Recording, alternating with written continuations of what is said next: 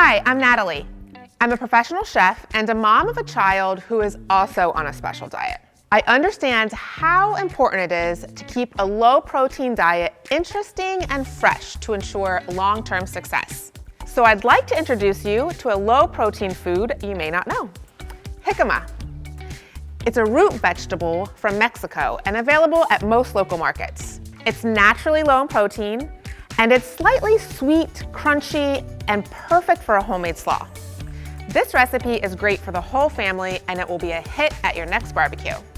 Okay, so this is going to come together easily in one bowl. We're gonna start with 2 cups of red cabbage julienne. We have carrots julienned as well, 1 cup, and 1 cup of our jicama that's been julienned.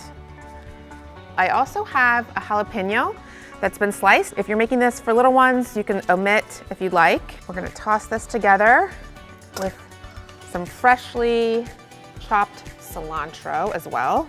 That's gonna add a lot of nice flavor. We have fresh lime juice. You can use already squeezed lime juice in the jar if you don't have fresh, and sugar. Add the sugar in, it'll balance the acidity and the lime. We're gonna toss this all together. And the last step is to season with our salt and fresh cracked pepper.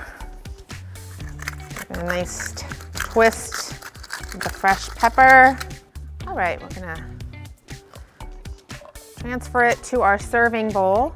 And before you serve, you want to let it sit for about an hour to allow all of these flavors to merge together.